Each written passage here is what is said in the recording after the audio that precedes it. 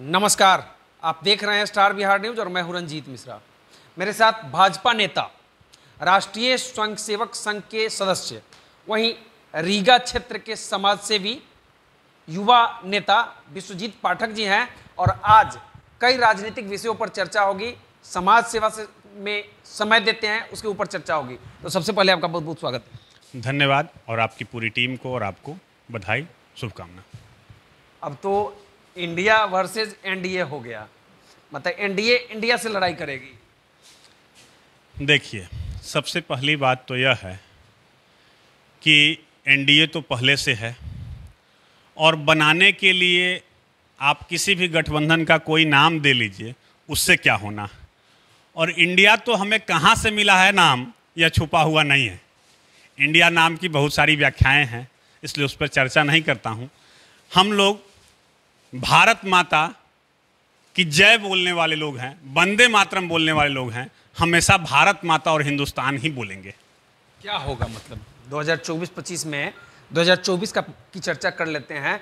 महागठबंधन वाले कह रहे हैं कि भाजपा वाले अब डर गए हैं पटना के बैठक के बाद और बेंगलोर के बैठक के बाद।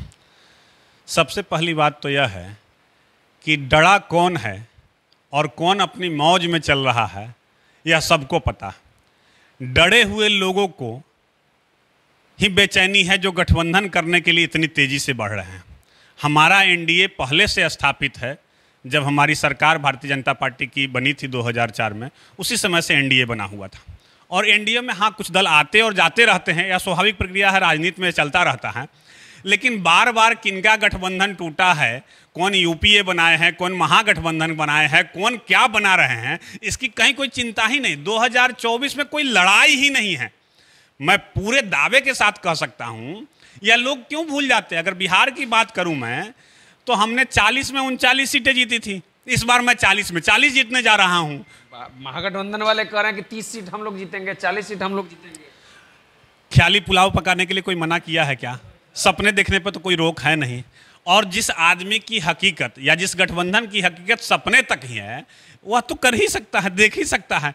जो व्यक्ति सजायाफ्ताओं के, मुजरिमों का, कानूनन अपराधियों का यह गठबंधन है और जनता जानती है। जनता क्लीन स्वीप करके भेजेगी। और पिछली बार जो हमें सरकार बनाने के लिए जितना बहुमत मिला था, और हम उससे 100 सीट अधिक ला करके हमारी केंद्र में सरकार बनेगी। आप कह रहे हैं सजायाफ्ता, कई चर्चा कर रहे हैं। महागठबंधन वाले कहते हैं कि गंगा जल हो गया है भाजपा, छिड़क दो शुद्ध हो गया, मतलब कहीं से जाए भाजपा में समा जाए वो सब शुद्ध हो जाता है। देखिए, समझ नहीं आता है मुझे और बड़ी हंसी लगती है ऐसे लोगों के राजनीतिक सोच पर, उनकी बुद्धि पर।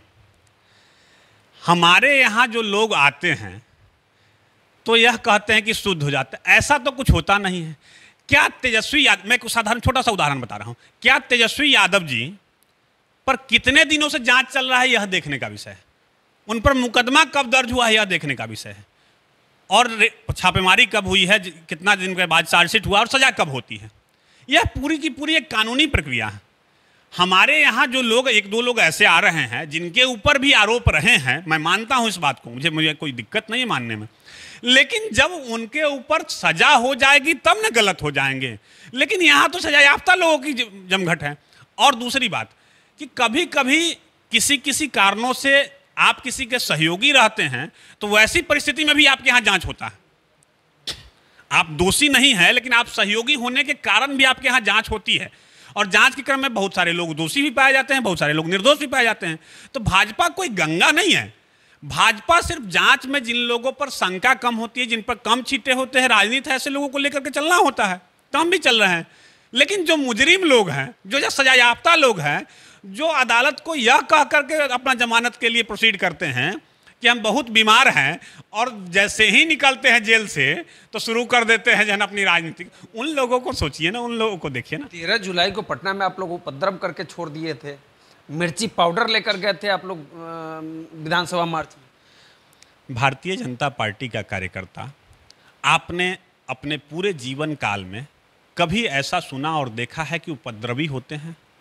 क्या भारतीय जनता पार्टी इतने सभ्य और शालीन राजनैतिक कार्यकर्ता इस देश में किसी अन्य दल के पास है क्या?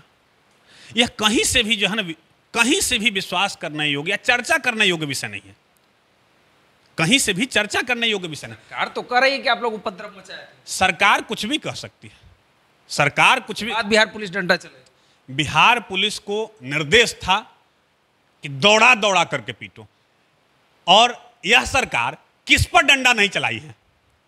आप देख लीजिए, क्या वार्ड सदस्यों को पिटाई नहीं लगी है, क्या आंगनवाड़ी सेविकाओं को पिटाई नहीं लगी है, क्या जीविका दीदियों पर डंडा चार्ज नहीं हुआ, क्या राष्ट्रीय जनता दल के कार्यकर्ताओं का सर नहीं फूटा है, क्या कांग्रेस के सर, जिस किसी पर भी जो है शिक्षकों पर डंडा नहीं चला है।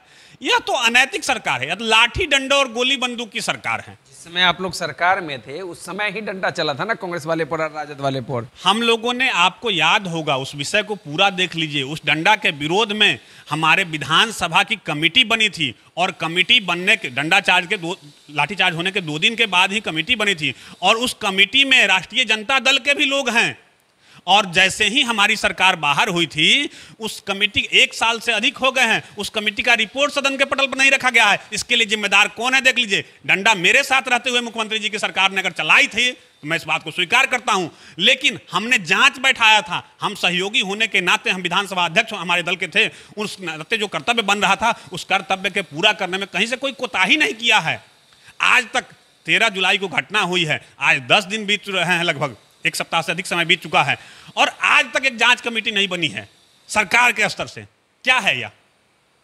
हमारे एक विजय सिंह, हमारे एक साथी की जो है ना, उस दौरान हत्या हो गई है, उसके लिए सरकार तरह तरह के मनगढ़ंत प्रपंच कर रही है। यह सरकार अब चलने वाली नहीं है। यह सरकार जोड़नार की सरकार है, या किसी तरीके से अपने अस्तित्व विहीन होने जा रही है। कब मुख्यमंत्री जी गिरेंगे यह तय नहीं है। आप लोग तो कह रहे हैं कि पलटी होगा, फिर सरकार गिरेगी, झुकेगी, लेकिन ऐसा लग रहा है क्या आपको? चर्चा तो है कि अब 25 तक नीतीश कुमार मुख्यमंत्री रहेंगे और सरकार चलती रहेगी। राजनीति में चर्चाओं का बाजार हमेशा गर्म रहता है, और जो पलटी कुमार जी की सरकार है वह कब पलटी मारेगी ये आप नहीं जानते हैं। लेकिन यहाँ तो कोई गुंजाइश ही नहीं है पलट के आने की। पलटी मारने की तैयारी तो उन्होंने कर ली थी, बहुत सारे माध्यमों से थी, बहुत सारी बातें थी, वो आप भी जानते हैं, हम भी जानते हैं, वो कैमरे के सामने की बात तो है नहीं। किंतु यहाँ कोई गुंजाइश नहीं है। आप भाजपा में गुंजाइश नहीं है? नहीं, बिल्कुल नहीं। भाजपा में किसी प्रकार की कोई वैकेंसी नहीं है नीतीश कुमार जी के लिए, खास करके उनके पार्टी के लोगों के लिए। पार्टी के लोगों की कोई बात ही नहीं है।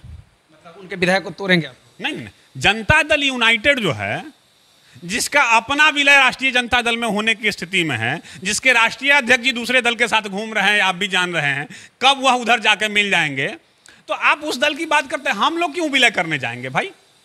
चर्चा तो हो रही थी, नीतीश कुमार खुद मंच से बोले, बैठक में बोले कि राजद के एक एमएलसी को तोड़ने के चक्कर में थे, जदयू के विधायक को तोड़ने के चक्कर में, मतलब फोड़ फाड़ के का खेल होगा बिहार में भाजपा के द्वारा। भारतीय जनता पार्टी ऐसा फोड़ फाड़ का खेल नहीं करती है। भारतीय जनता पार्टी आने वाले का स्वागत करती है। हमारे यहाँ एक सामान्य सी नीति है, आइए तो वेलकम और जाइए तो भीड़ कम। न हम आने वाले के लिए बहुत व्यग्र रहते हैं कि आप आइए, और न जाने वाले के लिए रहते हैं कि ना आपको पकड़ के रखेंगे। आप यह देख लीजिए, इस तरीके से अभी जो चर्चाओं का बाजार गर्म था जोड़ तोड़ के और पलटी मार जी का, तो देखते होइएगा कि जो नेता 3 दिन बाद विदेश से लौटने वाले थे वो रातों रात लौट जाते हैं, चरण वंदना शुरू कर देते हैं कि भाई रहने दीजिए, आप ही जो कहिए सो ही सही, हम जैसे हैं वैसे ही ठीक हैं। तो ऐसा तो भारतीय जनता पार्टी कभी की नहीं है। भारतीय जनता पार्टी मंच से बोलती है, राष्ट्रीय अध्यक्ष जी बोलते हैं। हम लोगों ने हमेशा सरकार में रहते हुए भी नीतिगत फैसला किया है, और जो उचित हुआ है वही किया। चलिए इस वीडियो को हम यही समाप्त करते हैं। ये हैं भाजपा के नेता, राष्ट्रीय स्वयंसेवक संघ के सदस्य, वहीं रीगा क्षेत्र के मजबूत समाजसेवी विश्वजीत पाठक जी, और इन्होंने भाजपा के में चल रहे अभी राजनीति को लेकर चर्चा किया है। वहीं नीतीश कुमार पर बड़ा आरोप इन्होंने लगाया है। तो चलिए इस वीडियो पर आपकी क्या प्रतिक्रिया है कमेंट करके जरूर बताइएगा। हमसे जुड़ने के लिए बहुत बहुत धन्यवाद सर, नमस्ते। तो इस वीडियो पर आपकी क्या प्रतिक्रिया है कमेंट करके जरूर बताइएगा।